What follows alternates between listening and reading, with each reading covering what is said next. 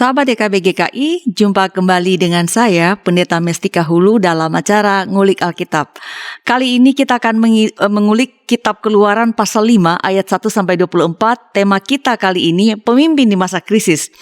Untuk mengulik teks Keluaran 5 ayat 1-24 ini telah hadir di studio ada Bapak Pendeta Arianus Larosa. Halo Pak, apa kabar?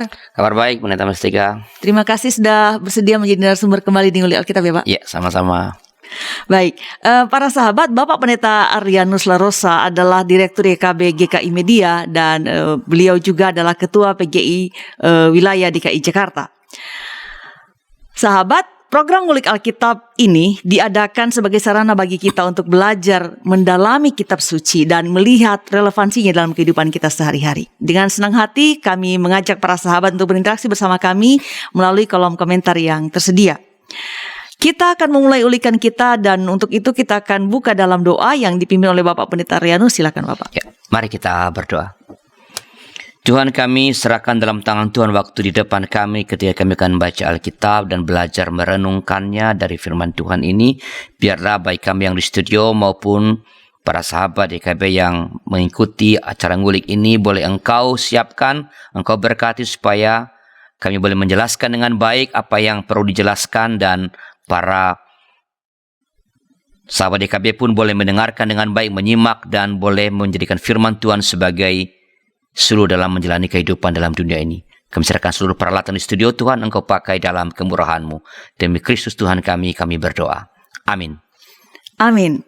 Sahabat, saya akan membacakan Keluaran pasal 5 ayat 1-24 dari sini di studio Ngulik Alkitab, dan para sahabat silakan dengan Alkitab masing-masing. Keluaran pasal 5 ayat 1-24.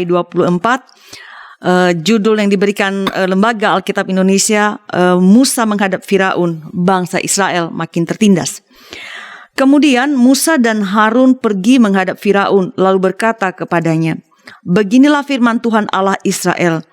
Biarkanlah umatku pergi untuk mengadakan perayaan bagiku di padang gurun." Tetapi Firaun berkata, "Siapakah Tuhan itu yang harus kudengarkan firman-Nya untuk membiarkan orang Israel pergi? Tidak kenal aku Tuhan itu, dan tidak juga aku akan biarkan orang Israel pergi." Lalu kata mereka, "Allah orang Ibrani telah menemui kami.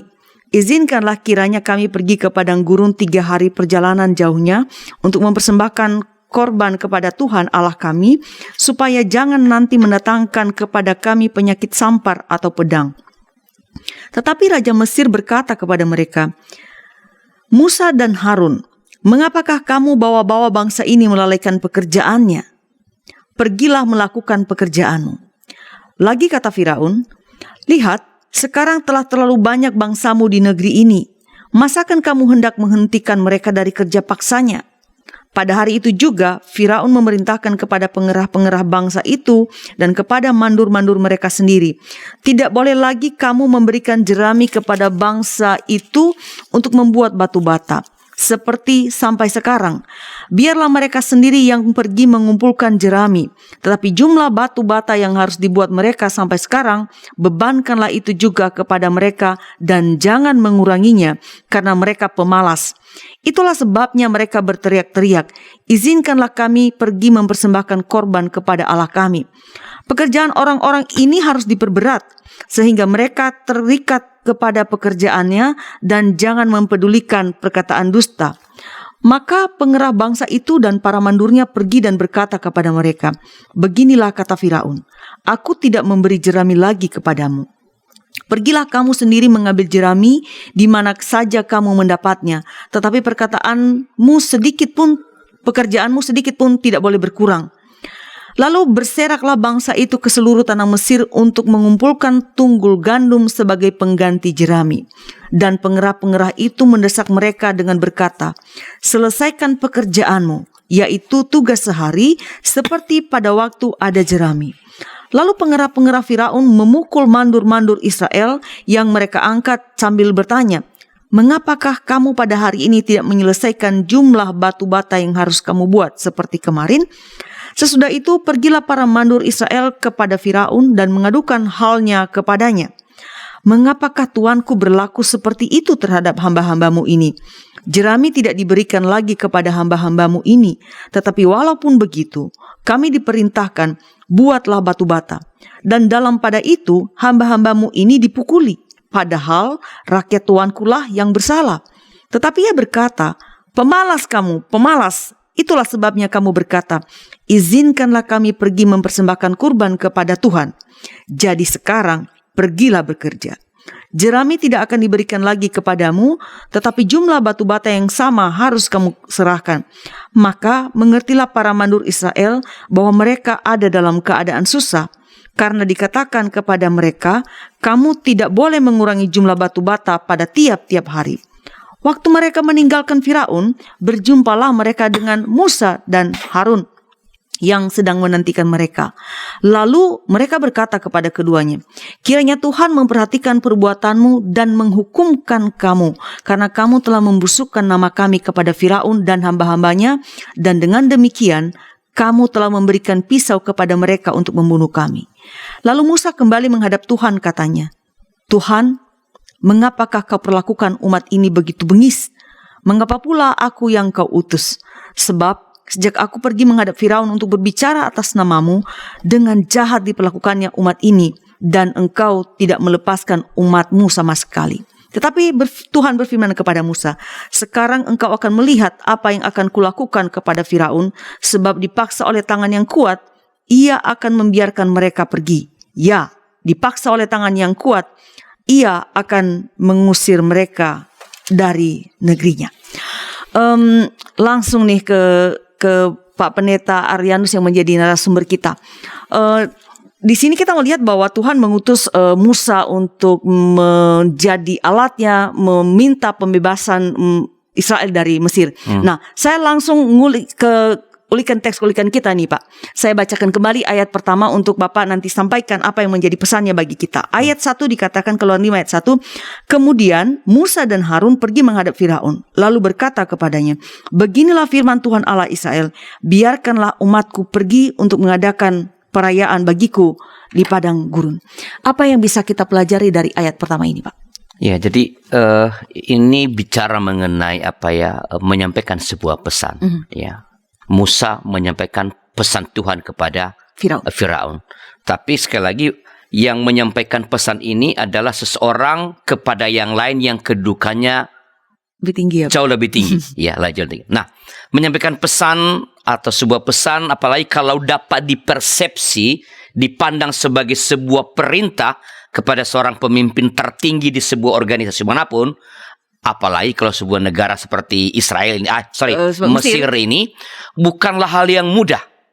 Ada resiko yang tersertakan di dalam atau ketika menyampaikan pesan itu. Sang pemimpin bisa marah, bahkan bisa murka, lalu melakukan hal-hal yang dapat menghancurkan si penyampai pesan itu. Nah, itulah yang dialami Musa tadi dan Harun sebagaimana sudah dibacakan oleh Pendeta Mestika dari Keluaran 5 ayat 1. Nah, tapi meskipun ada resiko yang mungkin harus mereka tanggung, Musa dan Harun tetap menghadap ke Firaun untuk menyampaikan firman Tuhan agar membiarkan umat Israel melakukan perayaan kepada Tuhan di padang gurun. Nah, dan rupa-rupanya Pendeta Mestika ini adalah bagian awal dari penggemblengan Musa terutama untuk nanti menjadi pemimpin di masa krisis. Karena ke depan akan ada hal-hal yang lebih berat yang dialami Musa. Musa dan Harun ketika berhadapan dengan itu memilih untuk tetap taat kepada kehendak Tuhan. Meskipun oleh itu mereka dapat saja sekali lagi mengalami perlakuan yang buruk, yang membahayakan dari Firaun. Nah, keberanian mereka ini, Musa dan Harun ini tentu pertama-tama menurut saya karena kepercayaan mereka pada janji Tuhan atau pada firman Tuhan yang mengatakan bahwa Tuhan akan beserta dengan mereka, Tuhan akan melindungi mereka. Nah, selain itu keberanian ini juga karena menurut saya karena solidaritas mereka dengan penderitaan yang dialami oleh sesamanya orang-orang Israel Ya, dan kerinduan mereka untuk membebaskan bangsa Israel dari perbudakan Firaun. Kalau Musa jelas, kita lihat dari awal sejarahnya, dia memukul orang yang sedang memukul memukuli orang Israel. juga. Jadi itu bagian dari Pembelaan. rasa kesetiakawanan. Nah, ini pesan pertama jadi dari ayat ini, yaitu kepercayaan kepada Tuhan memberikan keberanian kepada kita untuk menyatakan kehendak Tuhan kepada siapapun, termasuk kepada penguasa. Kalau kita percaya pada Allah, maka kita akan punya keberanian yang luar biasa untuk menyampaikan pesan itu. Pesan kedua adalah solidaritas. Bukan hanya sekedar atau bukan pertama-tama sesuatu yang perlu dikatakan, melainkan sesuatu yang harus ditunjukkan. Hal lain yang perlu kita perhatikan dalam ayat pertama ini adalah bahwa dalam kaitan dengan perayaan umat yang dilakukan di padang gurun, Allah tidak meminta kepada Firaun, melainkan Allah berfirman. Ini hendak mengatakan bahwa meskipun Firaun adalah pemimpin negeri adidaya, ia tetap berada dalam kuasa Tuhan. Begitu Perdana Mas Tika. Baik. Allah tidak meminta tetapi memberikan perintah kepada Firaun. Baik, kita lanjut ke ayat kedua nih Pak, dan saya bacakan. Dikatakan di dalam Keluaran 5 ayat 2, tetapi Firaun setelah mendengarkan perkataan itu, tetapi Firaun berkata, siapakah Tuhan yang harus kudengarkan firman-Nya untuk membiarkan orang Israel pergi? Tidak kenal aku Tuhan itu, dan tidak juga aku akan membiarkan orang Israel pergi. Firaun keras kepala Pak, gak mau dengar. Dia merasa dia juga hebat. Gimana ini Pak? Betul. Firaun dalam ayat 2 ini tidak mau memenuhi perintah Tuhan. Tidak kenal aku katanya. Iya, alasannya jelas tadi. Ia tak mengenal siapa Allah orang Ibrani. Dan tak masuk akal tentu saja bagi Firaun untuk mengikuti perintah dari Allah yang tidak ia kenal. Sedangkan Firaun mengenal cukup banyak dewa-dewi yang lain sebenarnya. Nah, tidak mengenal Allah memang potensial melahirkan sikap penolakan terhadap firman Allah. Tetapi sejak engkau mendengar namanya dan firman-Nya, engkau tak lagi bisa mengatakan aku tak mengenal dan menolaknya. Kalau engkau terus memakai kata tidak kenal itu sebagai alasan untuk menolak, engkau tetap akan menerima konsekuensi dari penolakan itu, dan itulah yang nanti yang akan dialami oleh Firaun. Ya. Nah, ayat ketiga barangkali bisa dilanjutkan. Baik, saya bacakan kembali ayat 3. Lalu kata mereka, Allah orang Ibrani telah menemui kami. Izinkanlah kiranya kami pergi ke padang gurun 3 hari perjalanan jauhnya untuk mempersembahkan korban kepada Tuhan Allah kami, supaya jangan nanti mendatangkan kepada kami penyakit sampar atau pedang. Supaya jangan mendatangkan kepada kami penyakit sampar atau pedang. Ada konsekuensi begitu. Ya, ini menggambarkan keyakinan keagamaan pada masa lampau bahwa ketidaktaatan pada perintah Tuhan, akan punya konsekuensi langsung berupa hukuman yang akan diterima. Dan demi ketaatan kepada Tuhan itu, Musa dan Harun dengan rendah hati meminta agar mereka diizinkan mempersembahkan korban kepada Tuhan. Ya, itu kesadaran akan pentingnya hak kebebasan untuk menjalankan peribadatan ini sudah sejak awal. Ternyata ini menjadi awal lahirnya nanti agama Yahudi. Pada saat yang sama, penguasa yang mengabaikan bahkan memberangus hak beribadat itu sudah ada sejak zaman dahulu. Penguasa lalim hanya melihat rakyat dari sudut keuntungan yang akan ia dapatkan. Dan ini bisa dilihat misalnya dalam ayat yang keempat, Pendeta Mestika. Baik, saya perlu bacakan Pak? Ya. Baik. Keluaran 5 ayat 4.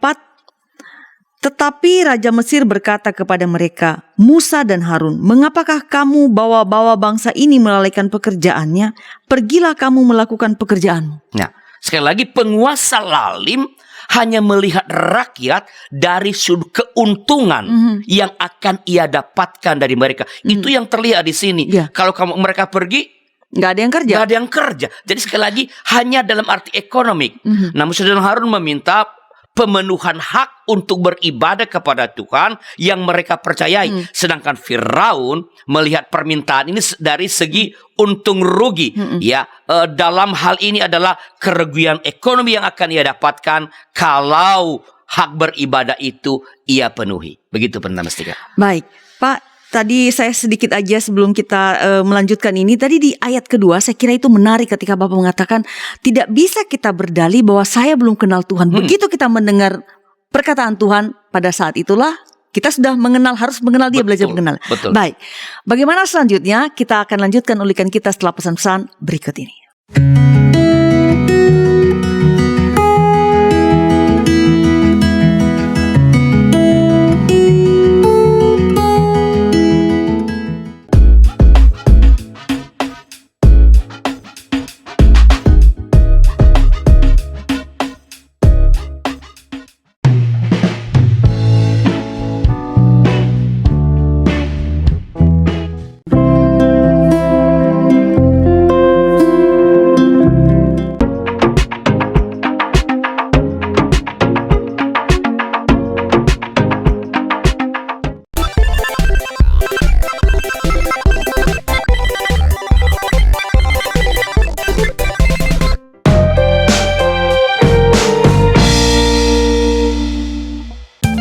Sahabat, mari dukung pelayanan dan pekabaran Injil melalui YKB dengan membagikan link acara ini kepada sebanyak mungkin orang.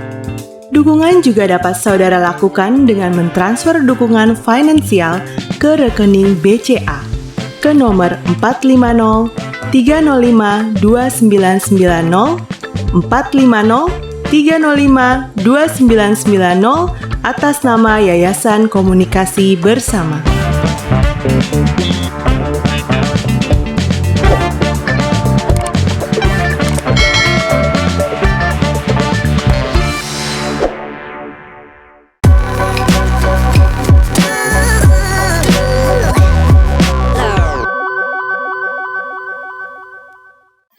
Terima kasih sahabat, masih setia bersama kami di Ngulik Alkitab. Saya Pendeta Mestika Hulu dan narasumber kita Bapak Pendeta Arianus Larosa.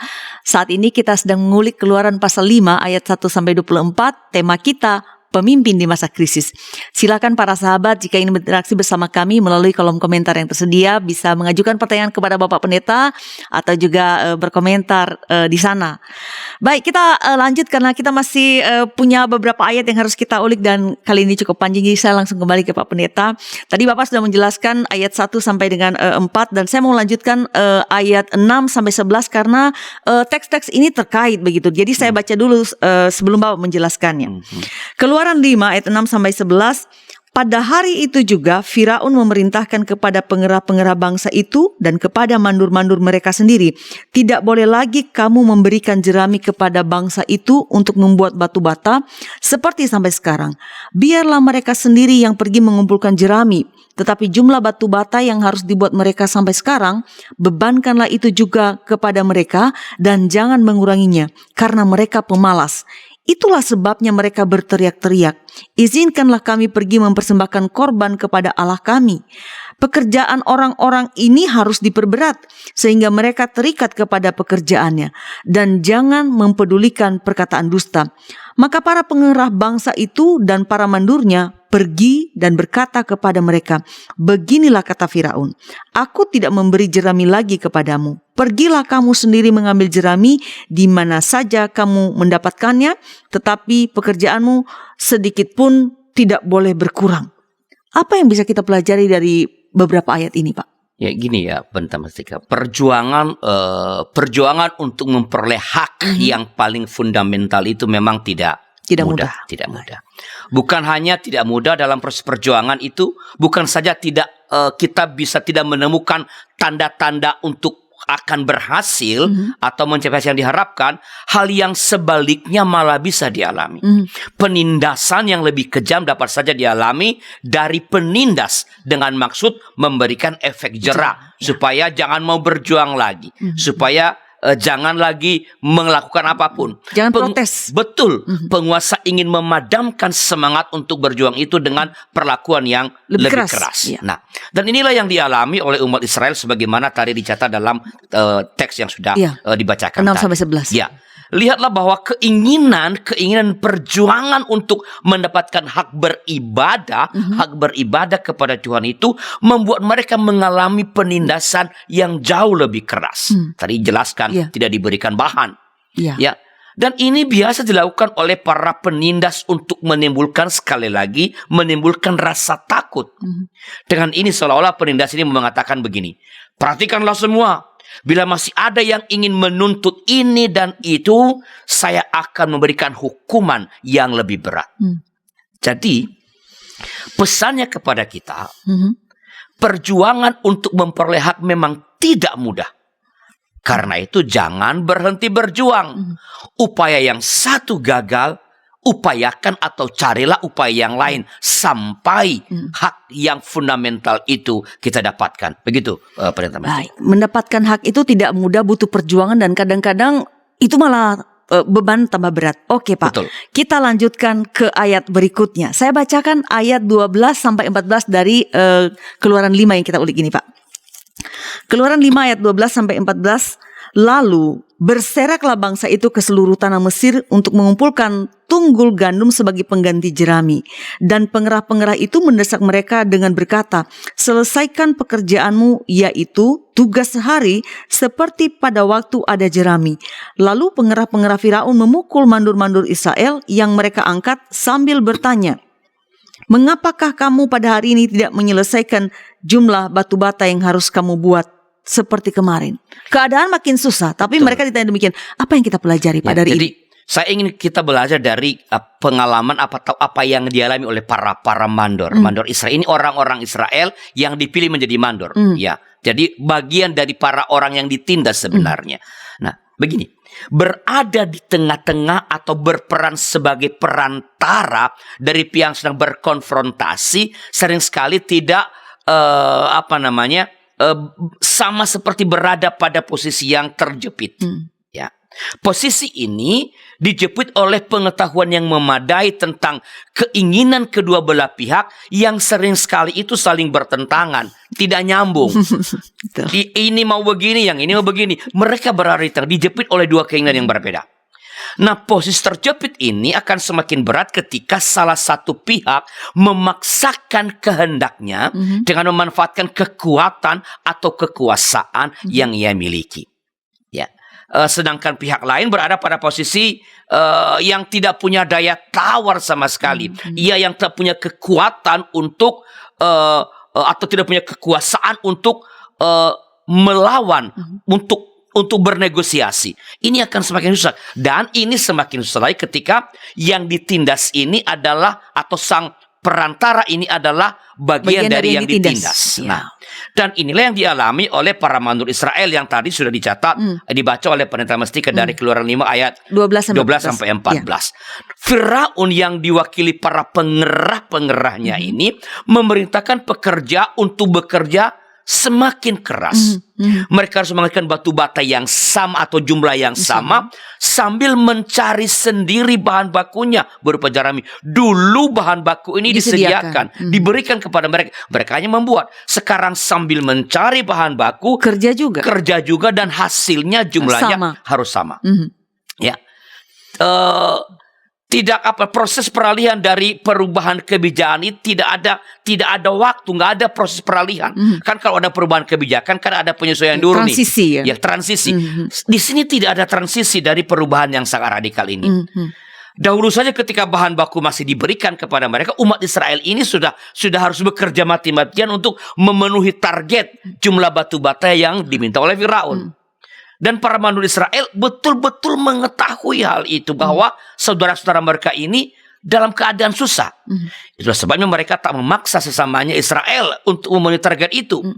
Sebab sekali lagi sangat mustahil dapat memenuhi jumlah yang dimintakan itu. Nah, sebagai konsekuensinya mereka mengalami kekerasan. Dikatakan tadi mereka dipukul oleh para pengerah Firaun. Nah, pesannya ialah begini. Bersiap-siaplah untuk terjepit ketika engkau ditempatkan atau menempatkan diri sebagai perantara. Jadi kalau ada konflik orang dengan saya dengan siapa misalnya, dan mau jadi perantara, bersiap-siaplah ditekan dua pihak. Ditekan oleh kedua belah pihak. Kesadaran semacam ini sangat penting. Sebab menyadari bahwa kita akan menyadari keadaan itu akan memberi kita kekuatan, kemungkinan, dan kita tidak akan mudah menyerah karena kita udah tahu sejak awal bahwa saya akan mengalami ke situasi keadaan terjepit ini. Ya. Jadi kita punya daya tahan untuk terus berusaha agar hasil yang baik dari upaya kita ini dapat tercapai. Dan ini memang terlihat juga dalam diri para mandur Israel. Ya. Hal lain yang saya tangkap dari penjelasan Bapak bahwa orang yang berada di tengah-tengah sebagai fasilitator, mediator begitu kan Pak. Jadi digencet oleh dua pihak. Artinya dia harus mempersiapkan diri, menyadari konsekuensi itu. Betul. Tapi pada satu pihak, sementara Bapak menjelaskan, saya mengingat gini, bahwa kalau kita juga melihat ada yang menjadi perantara, kita juga mesti sedikit berempati barangkali Kepada perantaranya. Kepada perantaranya, bahwa bukan dia tidak mau mendengar kita, tetapi situasi memang sulit. Jadi itu Kalau itu yang membangkitkan. terjadi, paling enak jadi perantaranya. Ya, tapi paling enggak ada kesadaran seperti itu. Iya, Baik, iya. kita lanjut. Pak, kita sudah sampai di ayat 14. Iya. Bagian berikut yang mau saya bacakan adalah ayat 15 sampai 21. Ini cukup panjang, 7 ayat. Jadi untuk memudahkan kita, saya akan membacanya. Saya akan baca 15 sampai 19 dulu ya, Pak. Oke. Baik. Keluaran pasal 5 ayat 15 sampai 19. Sesudah itu pergilah para mandur Israel kepada Firaun dan mengadukan halnya kepadanya. Mengapakah Tuanku berlaku seperti itu terhadap hamba-hambamu ini? Jerami tidak diberikan lagi kepada hamba-hambamu ini, tetapi walaupun begitu, kami diperintahkan, buatlah batu bata, dan dalam pada itu hamba-hambamu ini dipukuli. Padahal rakyat Tuanku lah yang bersalah. Tetapi ia berkata, pemalas kamu, pemalas. Itulah sebabnya kamu berkata, izinkanlah kami pergi mempersembahkan kurban kepada Tuhan. Jadi sekarang pergilah bekerja. Jerami tidak akan diberikan lagi kepadamu, tetapi jumlah batu bata yang sama harus kamu serahkan. Maka mengertilah para mandur Israel bahwa mereka ada dalam keadaan susah, karena dikatakan kepada mereka, kamu tidak boleh mengurangi jumlah batu bata pada tiap-tiap hari. Jadi apa maksudnya teks ini juga, Pak? Jadi begini, kalau saya tangkap ya, perjuangan untuk memperoleh keadilan dan kemerdekaan memang tidak boleh pernah kendor. Entah apapun kesulitan yang menghadang. Sebab kita harus selalu sadar bahwa kesulitan itu memang secara sengaja dan terkadang sangat sistematis disiapkan dan diciptakan oleh para penindas agar perjuangan kita menjadi kendor, agar perjuangan kita menjadi terhenti. Karena agar itu kita sekali- menyerah ya Pak. Kita menyerah, betul. Baik. Enggak, sekali lagi perjuangan untuk memperoleh keadilan dan kemerdekaan tidak boleh kendor. Kita harus berusaha meraih yang paling maksimal dari yang bisa kita raih. Meraih yang paling optimal. Mungkin tujuan idealnya tak tercapai. Tapi kalau setinggi langit paling tidak ya mentoknya jangan di plafon lah, mentoknya di pohon kelapa beringin. begitu ya. Jadi dan itulah yang dilakukan oleh para mandur itu sebagaimana tadi dibacakan. Mereka menyadari bahwa mereka memang tidak punya kemampuan apapun, tidak punya kekuatan apapun untuk menghentikan perbudakan. Mereka juga menyadari bahwa mereka tak mungkin bisa melawan pengerah-pengerah Firaun itu, melawan dihajar lagi. Ya. Namun mereka tak mencoba melakukan apa yang bisa mereka lakukan. Entah apapun hasilnya. Ya, mereka apa? Mereka menemui Firaun. Nah, keberanian untuk menghadap Firaun ini kemungkinan besar menurut saya didasarkan pada keyakinan bahwa komunikasi yang baik dan argumen yang rasional bisa memberikan perubahan. Dan itu sebenarnya sangat logik ya, bahwa komunikasi yang baik, argumen yang masuk di akal akan memberikan perubahan. Namun pendamestika dengan pahit kita harus mengatakan bahwa dalam kasus ini komunikasi yang baik dan argumen rasional tidak memberikan hasil yang diharapkan. Ya, bukan pengertian apalagi perubahan yang mereka terima, melainkan penegasan pemberlakuan atau perlakuan yang tidak masuk di akal, bahkan tidak manusiawi. Firaun secara tak langsung menyatakan bahwa ia tidak takut kepada Tuhan. Ia tidak mau takluk kepada Tuhan. Dengan tak membiarkan orang Israel pergi untuk beribadah kepada Tuhan di padang gurun itu, Firaun sedang mendemonstrasikan kuasanya yang besar. Ia tak takut pada Tuhan, tak takut pada Yahweh, tak takut pada orang Israel. Nah, bagian ini ada mengatakan kepada kita dua hal.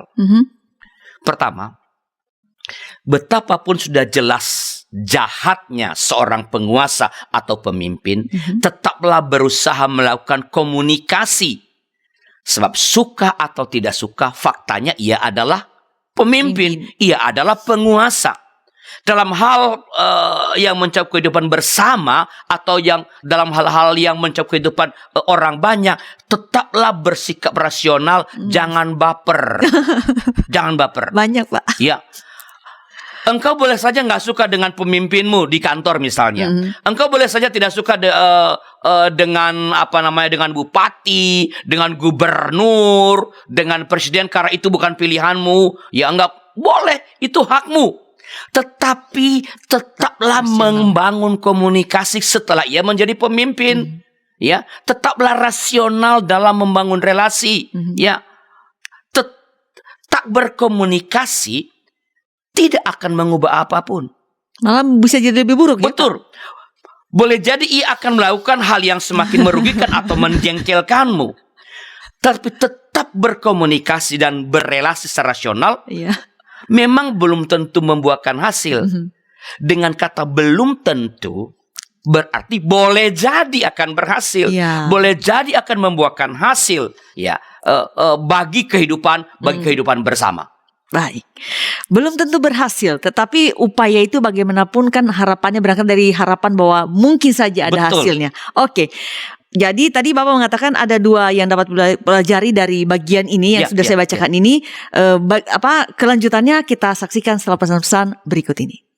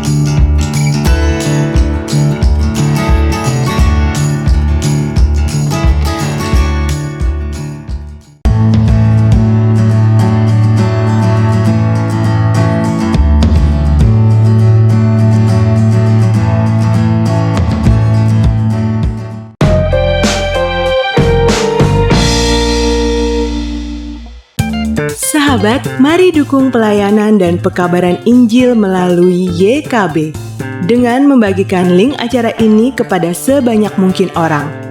Dukungan juga dapat saudara lakukan dengan mentransfer dukungan finansial ke rekening BCA ke nomor 450 305 2990 450 305 2990 atas nama Yayasan Komunikasi Bersama.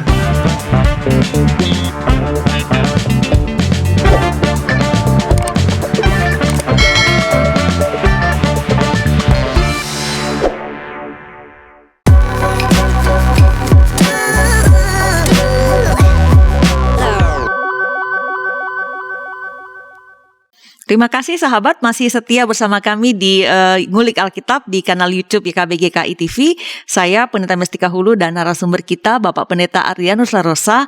Saat ini kita sedang mengulik Keluaran pasal 5 ayat 1 sampai 24. Tema kita pemimpin di masa krisis. Karena tinggal 1 segmen lagi, saya mau langsung kembali ke Pak Pendeta supaya segmen ini betul-betul bisa dimanfaatkan dengan baik. Tadi di segmen kedua Bapak, di penghujung segmen kedua Bapak sudah menjelaskan satu bagian dari ayat 15 sampai 19.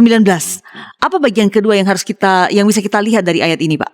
Yang kedua menurut saya adalah bersiaplah selalu menerima hasil yang tak diinginkan, bahkan hal yang lebih buruk.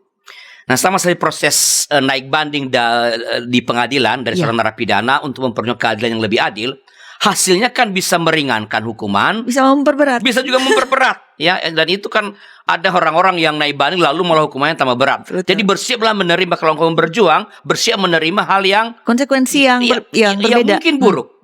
Nah, demikian juga halnya dengan mengkomunikasikan apa yang kita pandang baik kepada pemimpin atau penguasa yang jahat. Hasilnya bisa baik, bisa buruk, bisa juga semakin buruk. Nah, karena itu kita harus selalu siap menerima pukulan atau perlakuan yang lebih keras, perlakuan yang lebih buruk.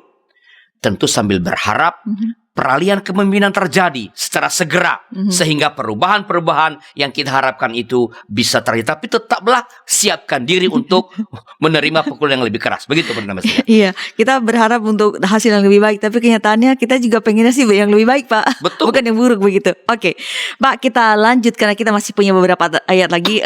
Sudah dengan ayat 15 sampai 19 dengan pesannya dua bagian tadi. Saya mau baca ayat 20 dan 21 untuk Bapak jelaskan. Oke. Keluaran 5 ayat 20 sampai 21 dikatakan di sana bahwa waktu mereka meninggalkan Firaun, berjumpalah mereka para mandur ini dengan Musa dan Harun yang sedang menantikan mereka. Lalu mereka berkata kepada keduanya, kiranya Tuhan memperhatikan perbuatanmu dan menghukumkan kamu, karena kamu telah membusukkan nama kami kepada Firaun dan hamba-hambanya, dan dengan demikian kamu telah memberikan pisau kepada mereka untuk membunuh kami. Lah ini mereka kecewa pada Firaun, dilampiaskan pada Musa dan Harun. Ini jadi situasi tambah gak enak nih Pak. Ini bagaimana Pak? Iya, jadi ini menurut saya gini. Seorang pemimpin memang sangat potensial disalahfahami. Baik. Bahkan disumpah serapahi oleh yang dipimpin, oleh rakyat, oleh khalayak. Semakin ke puncak posisi kepemimpinan seseorang, ia semakin merasa sendirian. Ya, saya alami yang begini-gini, pernah lah alami yang begini. Ya. Sebab terkadang sebagai seorang pemimpin, ia tak dapat menjelaskan kepada banyak orang mengapa ia melakukan ini dan itu, mengapa ia tidak melakukan yang ini dan itu. Ya. Dan inilah yang dialami Musa sebagaimana tadi dicatat di dalam teks yang tadi sudah dibacakan begitu. 20 dan 21. Ya.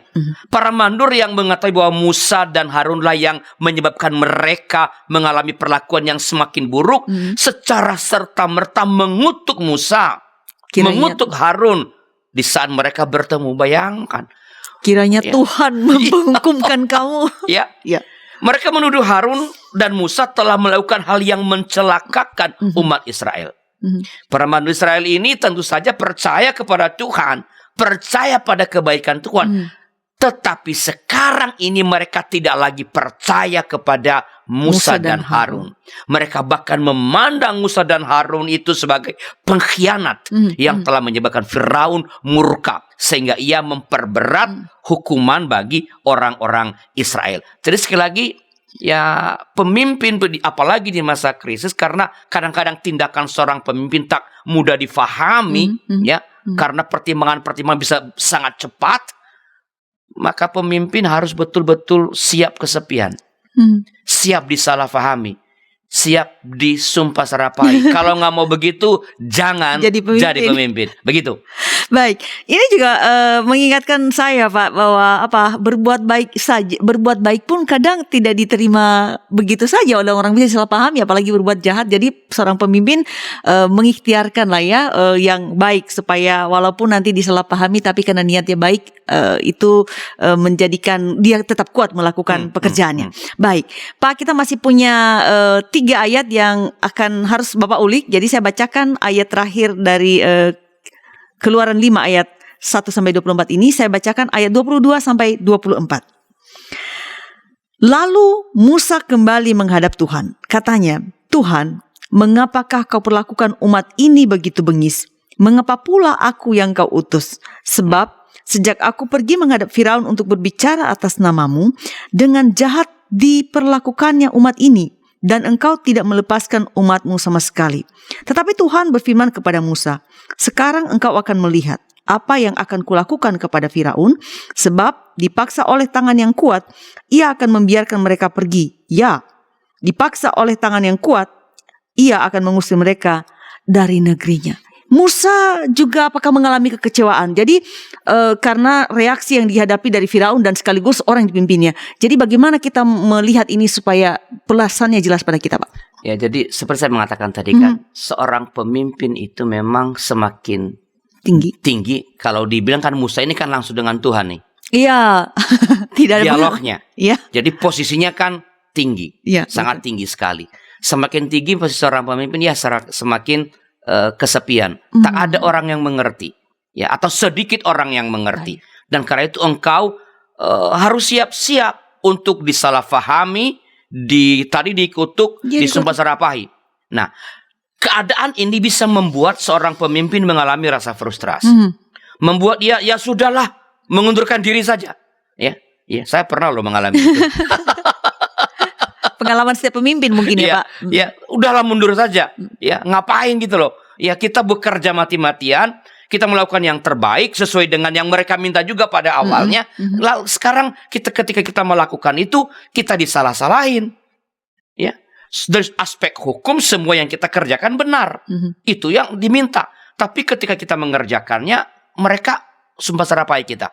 Nah, sekali lagi ini bisa membuat seorang pemimpin itu menjadi frustrasi dan mundur. Nah, bila engkau seorang pemimpin, seorang siapapun lah, bila merasa telah melakukan yang benar, namun hasilnya malah buruk, ditolak, disumpah serapahi, masih ada satu hal yang dapat engkau lakukan, yaitu apa? Mengadulah kepada Tuhan. Seperti Musa ya, Pak? Ya, itulah yang Musa lakukan. Ia mengadu kepada Tuhan.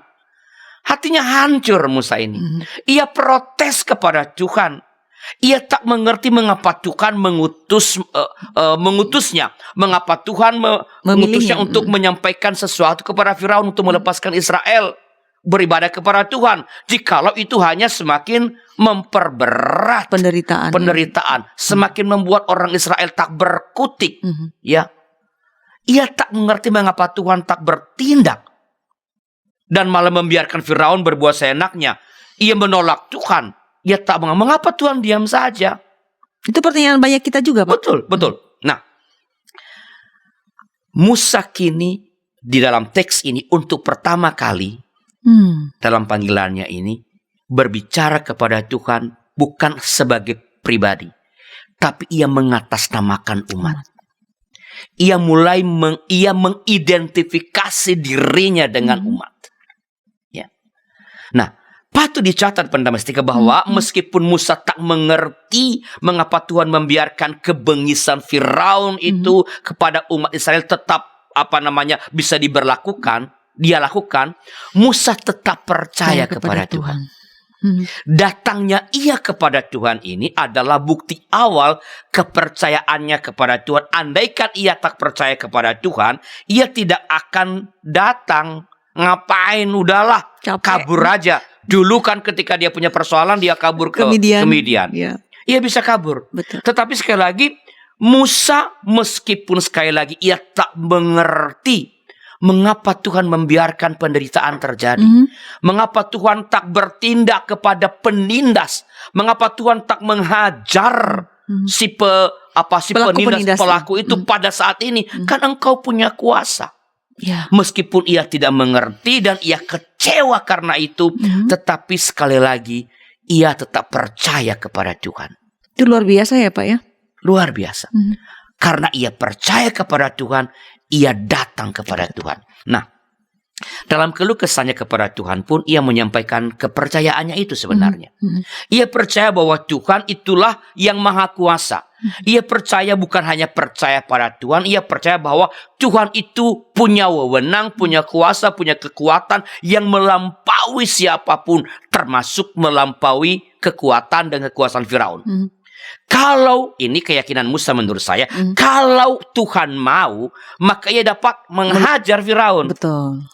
Ia percaya bahwa Tuhanlah yang dan hanya Tuhanlah yang mampu melepaskan Israel dari tangan Firaun. Itu ada dan ia pegang terus. Dan memang benar pendamastika. Setelah Musa mencurahkan semua kesedihannya, kekesalannya, dan mungkin kemarahannya kepada Tuhan, Tuhan menegaskan bahwa Firaun akan Tuhan paksa untuk melepaskan Israel, bahkan akan mengusir Israel dari tanah Mesir. Dia cepat karena keberadaan Israel mendatangkan kepadanya hukuman dari Allah. Dengan tangan Allah yang kokoh, dengan tangan Allah yang kuat, Israel akan pergi. Nah, dari bagian ini kita belajar begini. Bila telah melaksanakan tugas dengan benar, ya, bahwa orang lain mempersepsinya itu nggak benar, itu soal lain. Bila engkau yakin telah melaksanakan tugas dengan benar, namun oleh itu engkau difitnah, oleh itu engkau dibenci, oleh itu engkau mungkin dicelakakan oleh orang lain, ingatlah, tetap ada Tuhan. Tetap ada Tuhan yang kepadanya engkau boleh datang kapanpun, yang kepadanya engkau boleh menyampaikan apapun yang engkau rasakan. Kalau kita lihat Musa yang menyampaikan kepada Tuhan, dan dalam banyak teks Alkitab sebenarnya itu para tokoh-tokoh itu datang kepada Tuhan itu termasuk menyampaikan amarah, Ya. ya, perasaan kesal. Kenapa engkau memilih aku, Tuhan? Ya. Dan kita lihat Tuhan tadi, kalau lihat jawaban Tuhan itu dia nggak marah balik. nggak marah loh. Ya. Malah ia sama sekali nggak singgung keluh kesah Musa ini. Tuhan tidak marah oleh Musa yang bercurhat itu. Yang berkeluh kesah. Ya, tapi ia langsung memberikan penegasan pada yang diperlukan. Apa yang diperlukan? Bahwa supaya Firaun melepaskan Israel. Dan Tuhan menegaskan itu kepada Musa bahwa dengan kekuatan tangannya, dengan kuasanya, Tuhan akan melepaskan Israel dari tanah perbudakan, dari kebengisan raja atau Firaun ini.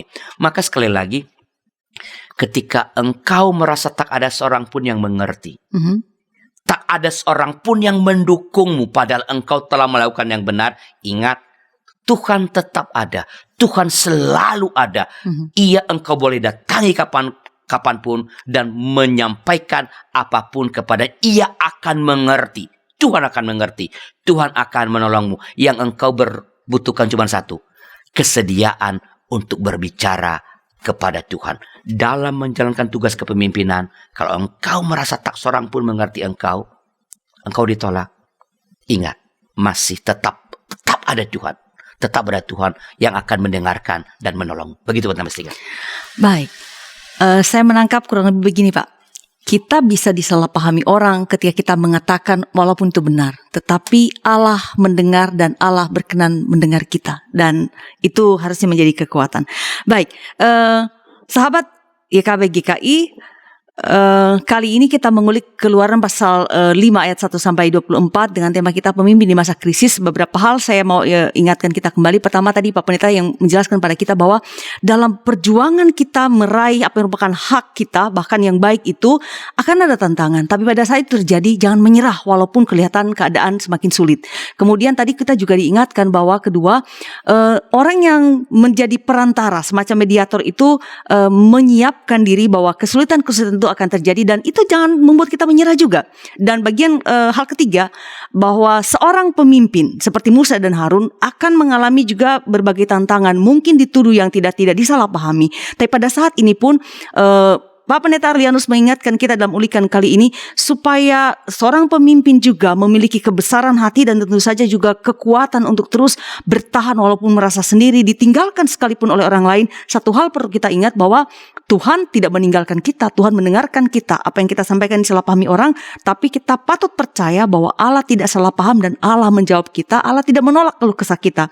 Dan dengan demikian kita semua diberikan pertolongan untuk bisa berharap bahwa seburuk apapun situasi ini, sesepi apapun jalan-jalan yang kita tempuh dalam kepemimpinan yang kita lakukan, Allah menyertai kita, Allah menolong kita, dan itu boleh menguatkan kita dalam perjuangan kita melakukan yang difirmankan Tuhan. Sahabat YKB GKI, terima kasih telah bersama kami dalam setiap episode Ngulik Alkitab, khususnya episode kali ini. Terima kasih juga untuk dukungan yang Anda berikan pada kami, baik dengan memberikan like dan juga membagikan link Ngulik Alkitab ini kepada orang lain. Dan tentu saja kami selalu ingatkan, jangan lupa subscribe supaya para sahabat mendapatkan update konten-konten terbaru dari YKB GKI TV.